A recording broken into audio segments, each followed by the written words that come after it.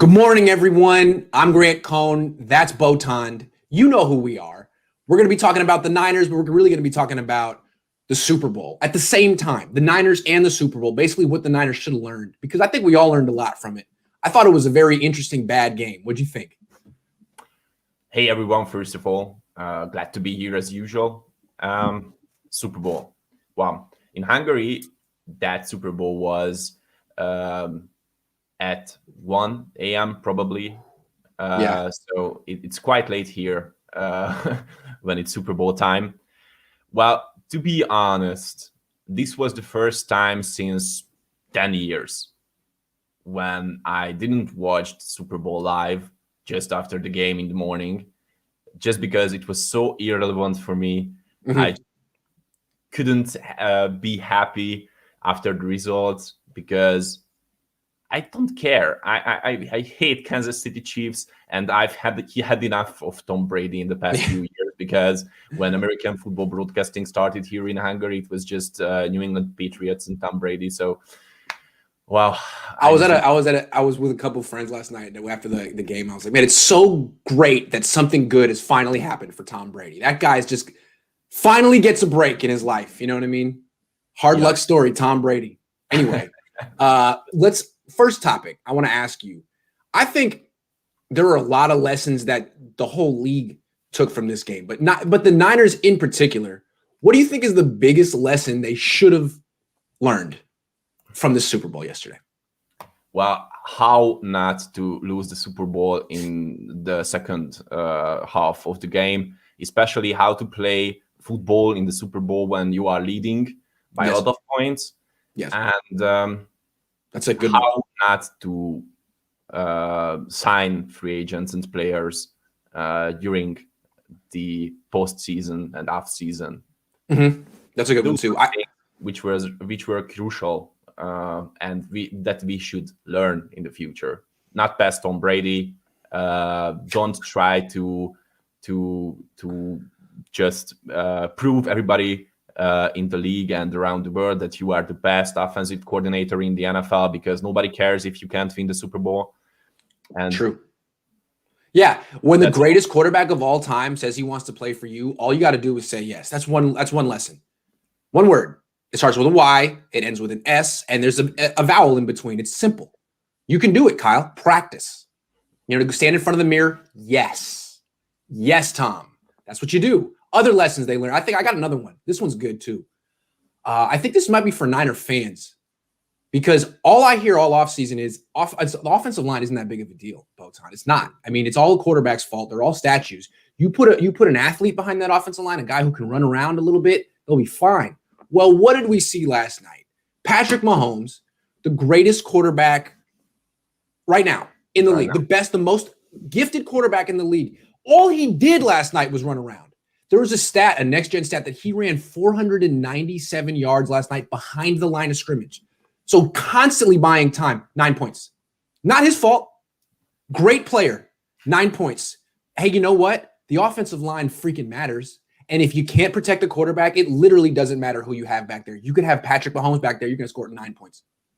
Yeah, that's what I said all year, that even though I don't like Jimmy Garoppolo, even though I'm pretty sure that we should just cut him or trade him to anybody who wants him. But I have to admit it, that offensive line right now is the most important offensive group in the NFL. But just because with a great athlete, with a great mobile quarterback, you just can't win a Super Bowl or harder games just using his legs. You just need to protect him. And what we have seen last night is that the Kansas City Chiefs just couldn't defend Patrick Mahomes, and it's just not enough for. They couldn't protect him at all. There was no run game. There were no extra blockers. It was just 5 offensive linemen, 5-man protections, drop back and throw. Patrick, be great. And you know what? That's his future. I don't think people realize it. People think the Chiefs are going to be this everlasting juggernaut. No. He's going to be more and more expensive. They're not going to be able to afford Mitchell Schwartz or Eric Fisher, the 2 tackles who didn't play in this game because they were hurt. And he's going to be running for his life the way Russell Wilson has been the last 5 years. This is what it looks like in Seattle. And I'm surprised that Niner fans want this. You really want to trade everything for Deshaun Watson and not be able to protect him? Is he that great? Mahomes isn't that great. So Watson's better than that. No. The first time when Watson's name came up, I was the one who said that why would we sign him when we just cannot afford a great offensive line to protect him? Because he alone is not enough to win games. Without an offensive line, you just can't win crucial games. And if Patrick Mahomes can't score more than 9 points in the Super Bowl without his 2 tackles, then you should be trying to build up that offensive line, not trying to find a quarterback who can run around. 497 yards behind the line of scrimmage. And he was great. Some of those throws, some of those moves he had were just breathtaking. Some of his incomplete passes were amazing. Still 9 points. You lost. Sorry. Yeah. So Niners, don't be in denial about Mike McGlinchey. He's as bad as those tackles were last night in pass protection. In pass protection, he is. That's the truth. He's a better run blocker, but that's not going to win you Super Bowl. Yep. On the other hand, what we have learned is that Kansas City's offensive staff just can blame themselves for that loss because until the third quarter, there was no extra blockers for Patrick Mahomes. Ridiculous. And I tweeted that at halftime. I said, Andy Reid has done nothing, absolutely nothing to help his backup offensive tackles. And it seems like it's basic football. Like, if you can't protect your quarterback with 5 blockers, use 6. If you can't protect your quarterback with 6 blockers, use 7. Same thing on defense. If you can't get pressure with 4, rush with 5. So it's basic. And for Andy Reid not to be able to make that adjustment, it's like, are you a system quarterback? It's a system coach too. All of a sudden, if you have to make a basic adjustment, but it gets you away from putting 5 eligible receivers in the pattern, you won't do it. And you're okay losing a Super Bowl scoring 9 points because you can't make that basic adjustment. What was going on with Andy Reid? The guy never loses when he has an extra week to prepare. Yes, the thing happened with his son, but that was Thursday. I mean, the game plan was in by then. The game plan was awful. He knew he wasn't going to have his offensive tackles. What the hell was that from Andy Reid? I just couldn't understand that. I thought, because last time when we have spoken about Super Bowl, I said that I'm pretty sure that Tampa Bay will win it, but it's just because I thought that it's just going to be a dream, an American dream, that Tom Brady, after all those comments that he's just a system QB and he doesn't have any more gunpowder left, he went to Tampa Bay, who were 6-10 last year, if I remember well, last season. Or am I 7-9? 7-9. Yep. Sorry. And what if they just win the Super Bowl? And that was the American dream. A dream came true, and it came true, but it wasn't because they were so geniusly coached or other things like that. Okay, there were some certain things which were keys how they were coached for this game. But to be honest, there was no extra in that team besides of Leonard Fournette, who was absolutely great. The way I look at it is, again, another big lesson the Niners learned from this game is they created these two teams, in my opinion. The Chiefs are the Chiefs because the Niners didn't want Patrick Mahomes. And the Niners didn't want Patrick Mahomes because Kyle Shanahan wanted Kirk Cousins the year after. I was talking to one of my friends last night. He's like, man, you can't fault the Niners for passing on Mahomes. They had just traded for Jimmy Garoppolo. He's a Raider fan. I'm like, no, that was the next year. They had Brian Hoyer. He was like, you're kidding me. You're kidding. Yeah, it's indefensible. So you started there. You were holding out hope for a quarterback who wasn't even on your team. That's why you didn't have Mahomes. That's why the Chiefs are great. Now the next year, Brady's like, hey, man, you guys are good. You're my top choice. I want to come home. I want to play. I grew up in San Mateo. I want to come and play for you, and I'll bring people with me. I'll bring Rob Gronkowski. I'll bring Antonio Brown. I'll bring Leonard Fournette, who are the guys who scored all the points in the Super Bowl, by the way. They scored all the touchdowns in the Super Bowl. And the Niners are like, no. And on top of that, we're not going to take Tristan Wirfs with the 13th pick because who needs another offensive lineman? We're going to trade down and take a defensive freaking tackle who had like 7 sacks in college. That's what we're going to do. So, yeah, a lot of lessons the Niners learned. A lot of lessons. Very, very educational moment last night, which is good. Education is good. I'm pro-education. Yeah, but all those things made me angry after watching the game because I was like, come on, man. Come on. I've seen that from Hungary, 13,000 miles away from the USA, and you were there. You could make that moves. So to make some Kyle Shanahan moment in this show, I must say that the players were there. Plays were there. Love it. Hey, what did this year's Super Bowl tell us about the Niners' loss last year, in your opinion? It was all Kyle Shanahan's fault. We can say that. A lot of people said that it was just because our defense wasn't that great in the third and the fourth quarter against the Chiefs last year. But to be honest, you don't need a defense with that much lead. You need an at least okay defense with that much lead. You have to run that freaking ball, not trying to prove that you are the greatest offensive coordinator ever. Yep. You are an offensive supermind. Yep. He did it in Atlanta too. He was up 28-3 midway through the third quarter. And what Kyle doesn't understand, or doesn't seem to understand, is at a certain point, it's not about scoring more points. Points are great, but what you need when you already are up 4 scores or 2 scores is to run the clock. That's the most important goal. And if you get points along the way, that's even better. But you can't be going 3 and out, throwing incomplete passes, stopping the clock for the other team, doing them a favor. Kyle hasn't figured that out. Like when he was playing the Patriots, when he was with Atlanta, it's like he wanted to put up 40 and lost because 28 wasn't good enough. 28 should have been good enough. You should have been running out the clock. He's his own worst enemy. All kind of lessons the Niners are learning. Yeah, and if you remember in the playoffs last season, our running game was unstoppable. Raheem Mostert broke all the rushing records in the playoffs, and I were there and watching the game, and I was like, okay, why don't you run the ball? Why don't you use some end arounds and jet sweeps and other things like that?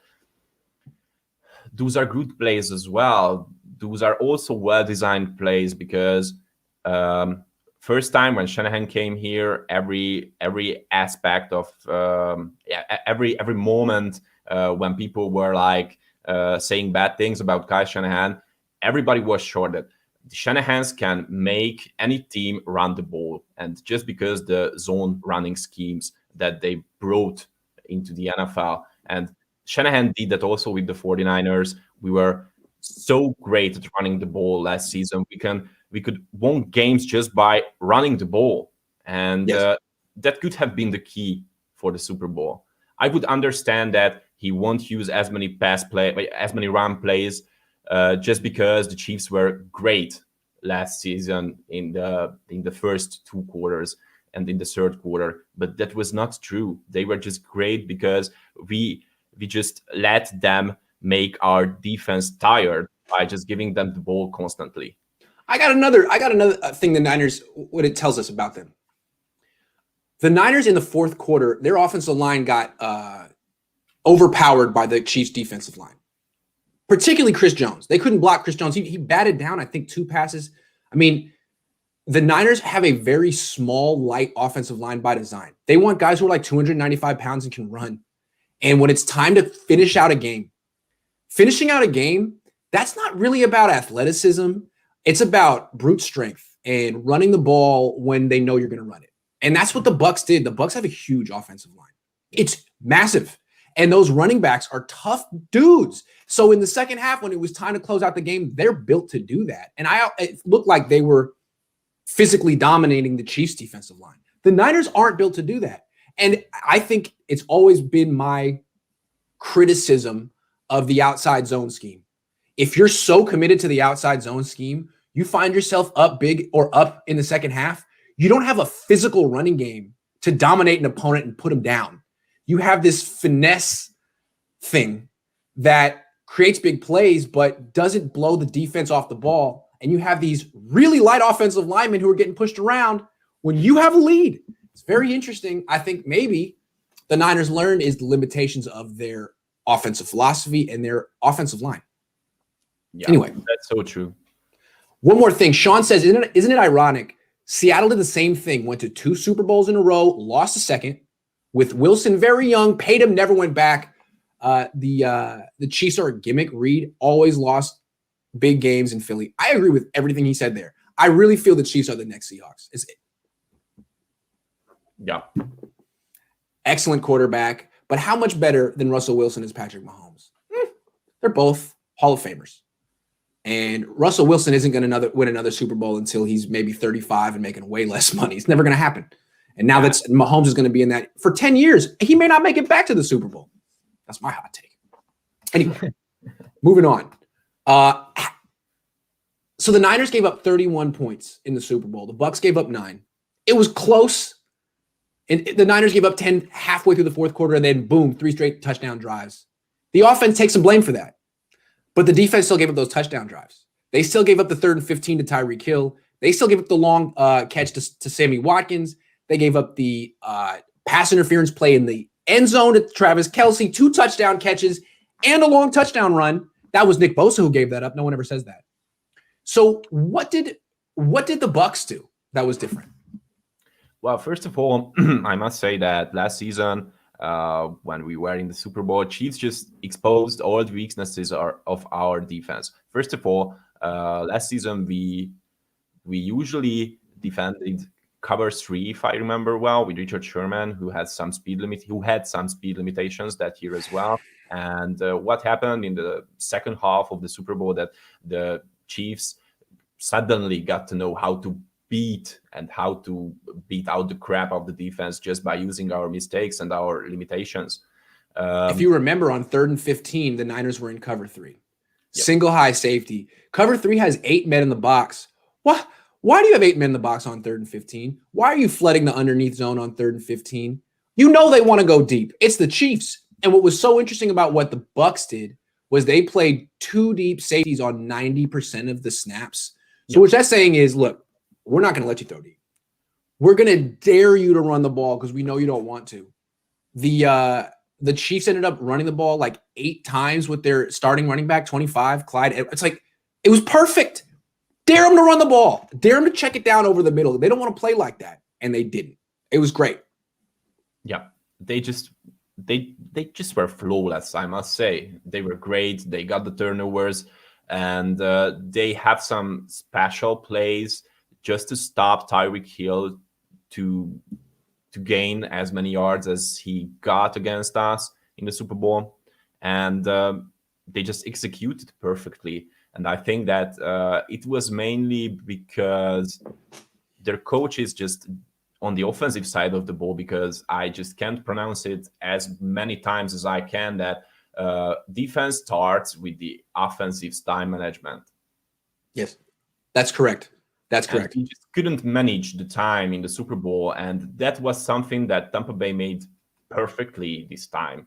And they managed time perfectly as long as they got that lead, and they just could keep that lead with the time management and with the perfect execution. Because if you are playing with as many explosive players and great playmakers that the Kansas City Chiefs has, you have to give your defense time to rest. Yes, absolutely. Also, if you're playing the Chiefs in the future, you bracket Hill, you bracket Kelce, you force someone other than those 2 guys to beat you. The running back, Watkins, Hardman, those guys aren't going to beat you. If you can do what the Bucs did to those 2 guys, and I knew they would, because when they played each other on November 29th, like 2 months ago, Hill had like 200 yards in the first quarter. He had 286 yards and 3 touchdowns in the game. And Todd Bowles is way too good. He's going to look at that and be, okay, I failed. I need a new plan. And it's going to be different. It's going to be effective. He's really good. So yeah, I don't know if they created the blueprint for how to stop the Chiefs, but they followed it and they perfected it. And now everyone's going to be like, okay, yeah. Too deep. Don't let him go deep.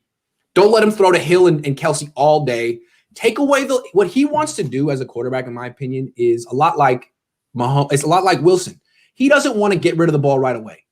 He wants to hold it. He wants to buy a little time and throw something long. He's great at that. So take that away. Take away the deep stuff. Encourage him to play like Jimmy Garoppolo. Encourage him to throw the quick stuff. He doesn't want to. Yep, that's so true. Another thing that we have learned last night, that was Tom Brady was decent. He was great, but I don't think that he was elite. Okay, those guys who don't know, there in the comment section, because I always reading it on YouTube. You just weren't following us when we were talking on Saturdays, and Elite is just came from some pronunciation problems because, as you may know, I'm not a traditional American. I'm from Hungary. I'm just learning English to speak as well as I can. What happened was he started saying Elite, and I didn't correct him because I like it. In my opinion, it makes more sense. If you're going to put an E at the one end of the word, then I should be a long I. It doesn't make any sense to call it elite. So I like Elite better, and I start saying it now. To me, I think we're going to start a trend, Botond, so don't worry about it. Okay, so Tom Brady wasn't elite, as I mentioned before. He was great, but it wasn't elite. And what we have learned about that is we don't need necessarily an elite quarterback. We just need a guy who can execute and who has protect him. Freaking protect him.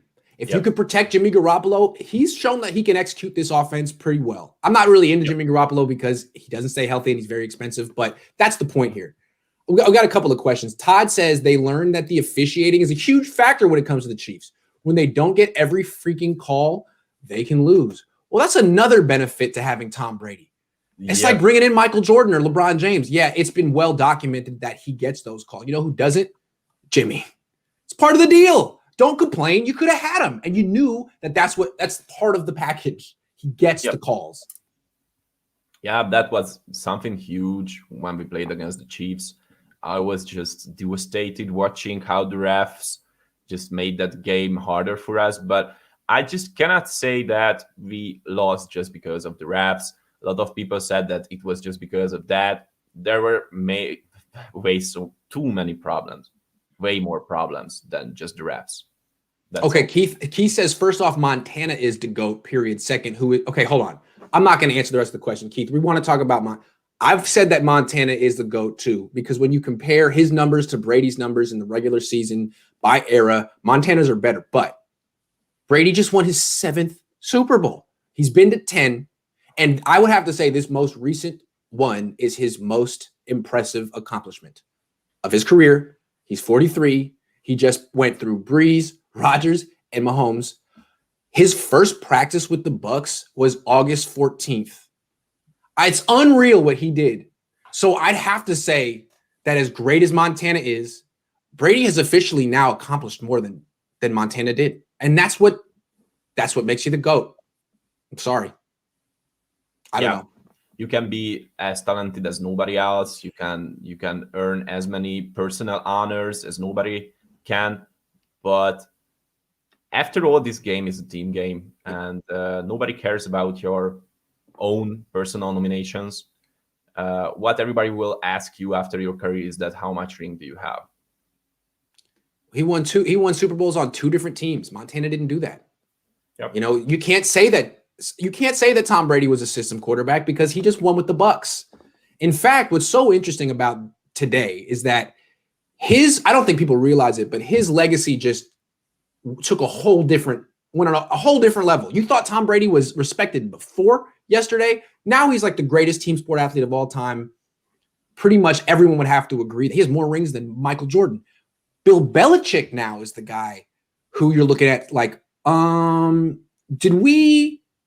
you just Bruce Arians with like a worse personality? Like, were you just, it's not like your defense have been that great. They've been good, but you had Tom Brady. And then like Kyle Shanahan, you convinced yourself that you didn't need Tom Brady anymore and that he was the problem. And you got rid of him and brought in Cam Newton.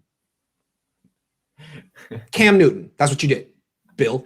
So I think people are looking at him a little different now. Like, what? Really? Okay. Well, you just put Bruce Arians into the Hall of Fame. Good job.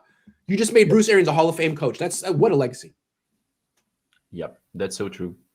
That's so true. And what I think the most important elite aspect of how Brady plays American football is how he's like cold steel. That guy just got nerves of steel. Nobody else can stay as normal during a Super Bowl game as Tom Brady is. Just nobody else can. Yeah. There's nobody else who just can make when he has so much pressure as Brady has, like Tom Brady. Final thing we say about Brady before we move on. When Tyrann Mathieu talked a little trash to him, and Brady ran across the field to get back in his face. I thought that was pretty cool. The first thing I thought was Jimmy Garoppolo never would have done that. In a million years, he never would have done that. Nope. I liked it. I thought, like, dude, who the hell are you, Tyrann Mathieu? What? Excuse me? Pardon? You were saying something? I thought it was really cool. And I'd like to see Jimmy Garoppolo care that much once in his life about anything. Yep. All right, let's move on. Final Mahomes topic. Was it John Lynch's fault the Niners didn't draft Patrick Mahomes? He was recently inducted in the Hall of Fame. And in the press conference, someone asked him about not drafting Mahomes. He was like, yeah, that was going to haunt me for the rest of my life. In my defense, I was at the pro day. Everyone there had their jaws on the ground, and we recognized that he was great. But we had already decided that we were going to draft a quarterback, which to me sounds like we is another word for Kyle Shanahan decided. So is it Lynch's fault? I mean, he's the GM. Is it his fault? Well, to be honest, I don't think so. As we have spoken about it before, who makes these decisions during draft and free agency is Kyle Shanahan, not John Lynch. He's just there because he has some explicit content of some private videos of other NFL. Where are you going with this? I'm pretty sure, because I just couldn't find any other reason why he can do that move backs on the draft for some extra picks. It just doesn't make sense that how else he can do that. But to be honest, I don't think that it's John Lynch's fault. And if I remember well, that time on that draft, nobody was so high on Patrick Mahomes. No, he did fall to 10.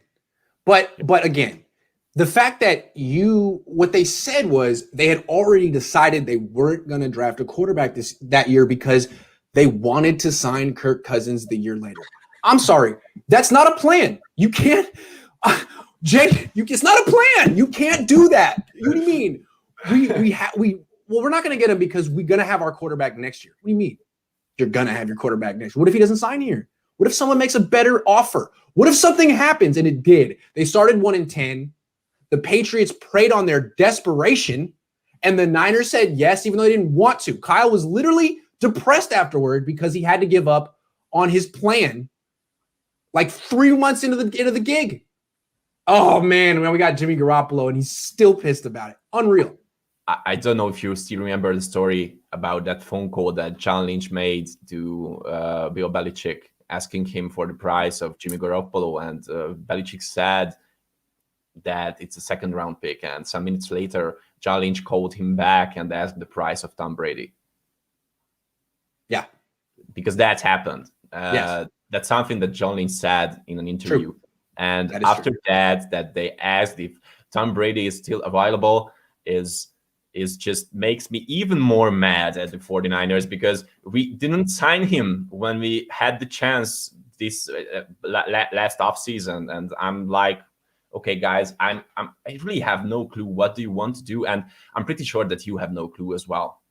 They are, I want to say, heading into year 5 of their regime, and they still haven't committed to a quarterback. They traded for Jimmy. They traded a second. That's not a lot. That's not what the Rams just traded for Matthew Stafford. A second. That's kind of hedging. We'll see what he's got. Then he played well. They gave him the big contract with $1 million outs. $1 million outs. And everyone always, like, when they give him the extension, he'll be the franchise quarterback. He hasn't gotten the extension. Shanahan got the extension. After the Super Bowl, Jed looked at both of them and was like, no, you aren't that good. Kyle, you're a genius. And now Kyle is a losing quarterback, and Jimmy Garoppolo's hurt. So, yeah, it's hard to blame John Lynch. He was hired essentially by Kyle Shanahan to get Kyle Shanahan what he wants. If Kyle hires you to be the GM and then says, I want Kirk Cousins, is the first move you're going to do as general manager of the Niners be like, Kyle, I got to overrule you on this one. I know you hired me. I know the only reason I'm in this organization because you pushed for me, but I'm going to put my foot down here. Like, you can't, it doesn't work that way. They would fire you. The same guy who hired you would fire you. Yeah. I'm pretty sure that that can happen if there's some disagreement between the two. Yeah. We will see. We will see. As I mentioned before, I'm eager to hear all those interviews with Richard Sherman after this season, and I'm eager to hear all the interviews with Jerick McKinnon after this season, because I do want to hear their story about the 49ers, and I'm pretty sure that there will be some good stories from them. I'm pretty sure they're going to say, we're going to hear. All right, let's switch gears.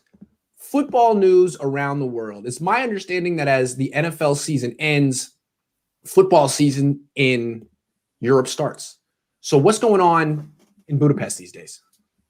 Well, to be honest, I'm really happy that this topic came up, because I think that that's the first thing that I can say about the Hungarian American football live in connection with the 49ers, because our recent champion, the Fehérvár Enthroners, that's a quite new team with really great infrastructure, signed Jamie Hill to be their head coach this season, and probably in the next few seasons as well. He was 49ers defensive back coach in the 90s and the BYU defensive coordinator for a long time.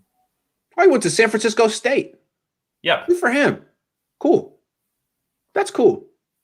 That's very interesting.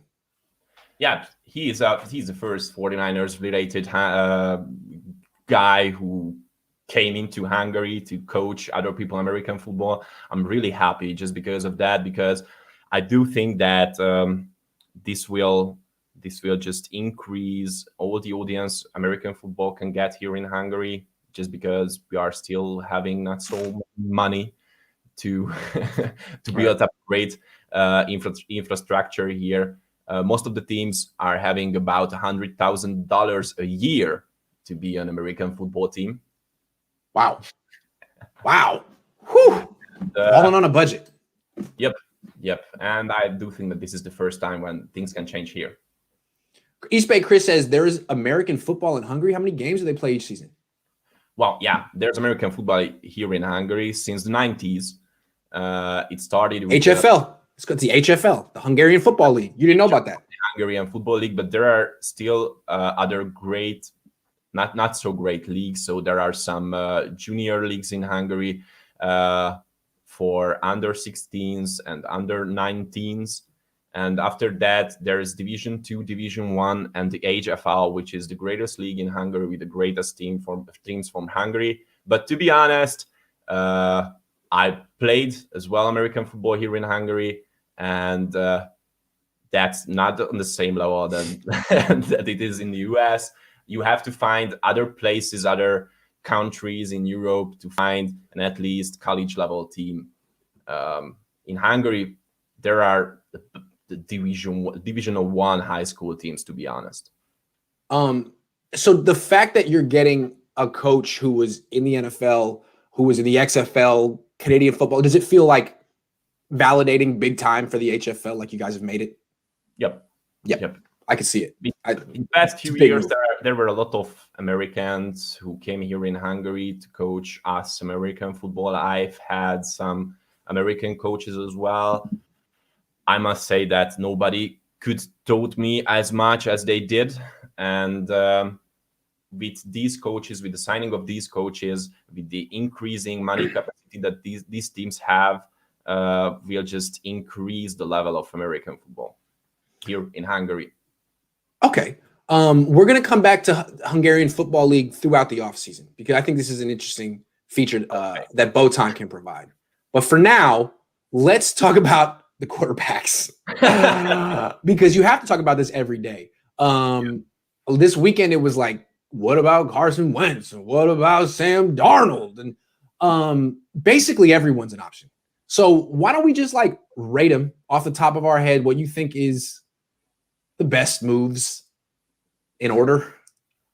Okay, I will answer that question, but just a fast answer to Horacio Flores, just because he asked that. I played most of my time free safety and strong safety. I like to hit other people. I'm about 2 meters tall and about close to 100 kilos right now. So no idea what that means, but it sounds huge. I have no idea. Okay. Metric system gets me every time. Yep, but I was as well a wide receiver, but yeah, most of the time I was a free safety, and I freaking like that.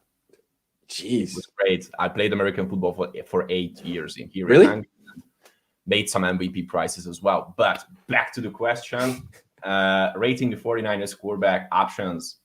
Well, first of all, what I must say that if I were the GM, I would still draft a quarterback in the second round. I'm pretty sure that Mac Jones will be available in the second round. And I'm sure we could do that.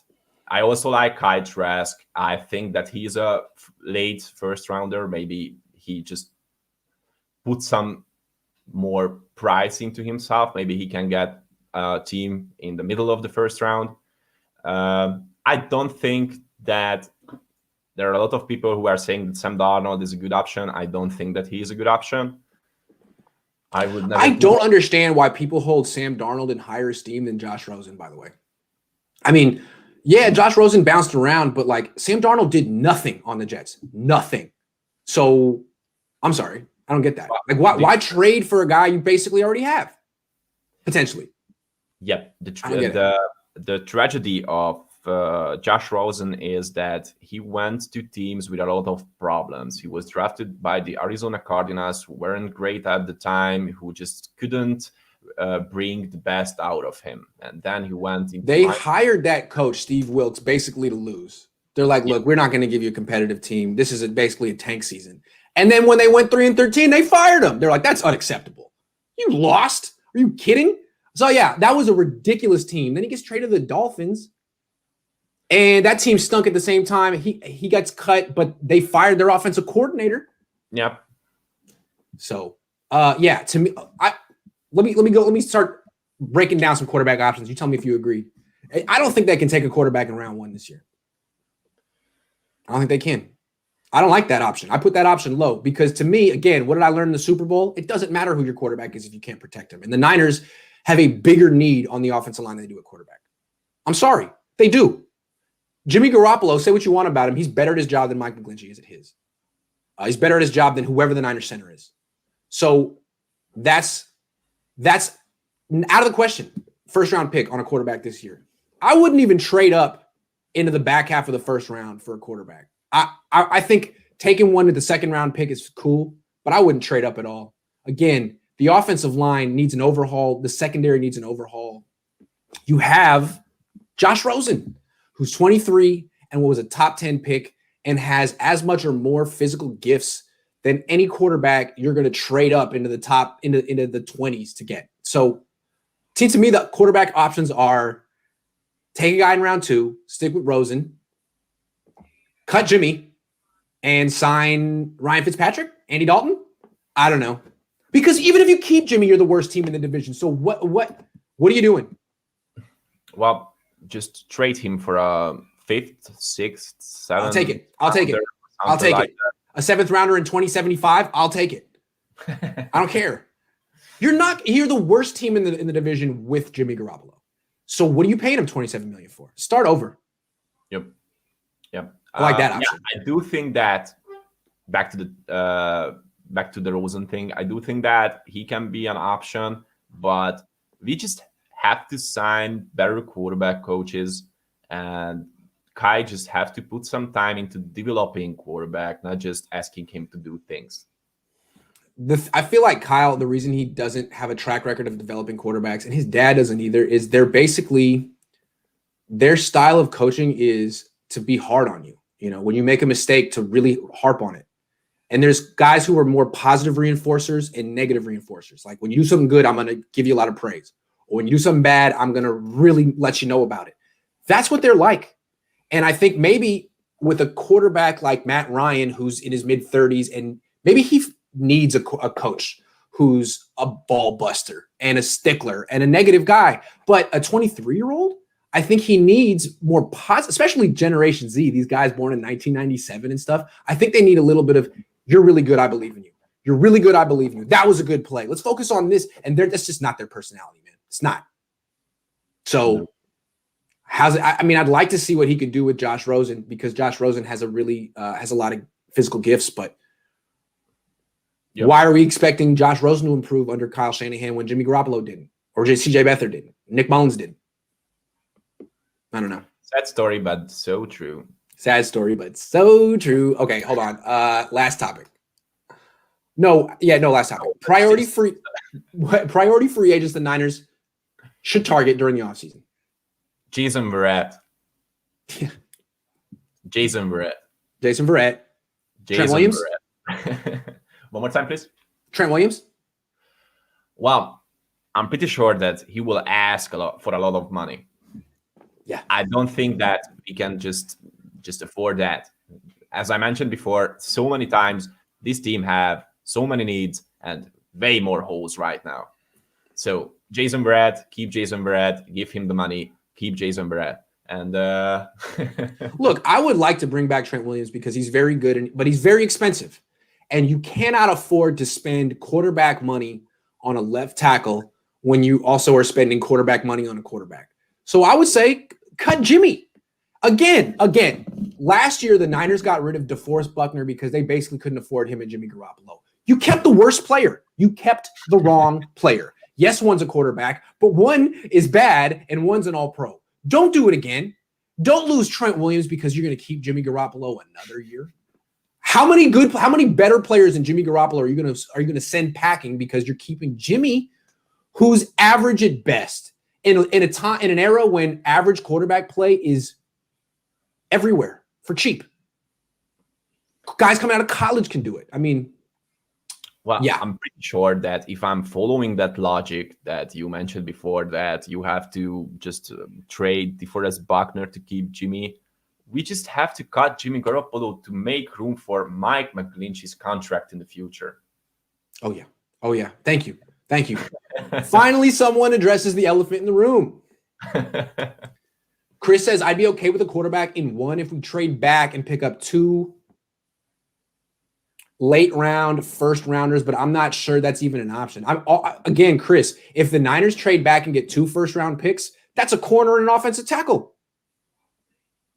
Quarterback is like third. I really feel that the fact that the Niners have Josh Rosen puts quarterback need down the list, because if the Niners are honest, if they dust out their evaluation of Josh Rosen from 2018 when he left UCLA and compare it to any other quarterback that they could take at 12, Rosen's report is going to be better. And he hasn't even had an opportunity to play in training camp with the Niners yet. So I think the Niners, if they were to make that trade down, corner, offensive tackle, period. Even with McGlinchey? I mean, here's the thing with McGlinchey. Everyone acknowledges that he's a good run blocker in this scheme, but everyone also acknowledges that he's a terrible pass protector and needs help. You can't play in 2021 with a right tackle who's just a run blocker. The game has evolved. Everyone talks about how right tackles are the same as left tackles. Yeah, man, he's not either one. He's an old school right tackle who can't pass protect. I'm sorry, I don't think that's good enough. And his pass protection is getting worse every year. That's the problem. He's basically a run blocking tight end, as I mentioned before. Yeah, he's a big run blocking tight end is what he is. I'm pretty sure he is under 290 pounds right now. Yes. What the hell is that? 6'8", 280 something? Nah, man. You're a big run blocking tight end. Thank you. Why didn't I think of that? I'm going to tweet that and give you no credit. I'm serious. Thank you. Oh, and on the other hand, I'm pretty sure it's an option not to draft a quarterback right now on the draft, because there will be options after the draft. So we can basically get Aaron Rodgers after draft. Yeah, the June 1 is going to be trades. And also there's going to be a lot of veterans, to come back to our original point. There's going to be a lot of veterans who have no market, who were expecting to get paid, and then they look and the salary cap is dropped. And guys like maybe Ryan Fitzpatrick thought, man, I could get $10 million in 2021, has to settle for 4 because no one wants him. He falls through the cracks. So you might be able to get a quarterback like Andy Dalton for like $1 million, something like that. And you're going to cling to Jimmy Garoppolo and his $27 million, which is absolutely crippling. You're not going anywhere next year paying Jimmy Garoppolo all that money just so you can, create some false hope with your fans who still believe in Jimmy, great. Well, that's going to evaporate like by week 3 or week 2, like last year. Well, giving false hope to False 49ers fans is one of the specialties this front office and head coach and other people there on the team. I'm still Team Grant. So, guys, if you can do something about that, just push him into GM position in the 49ers. Here's what I'm saying. All you guys should be campaigning on Twitter to get me a job high up in the 49ers organization, because I'm bringing all of you with me. I'm bringing all of you with me.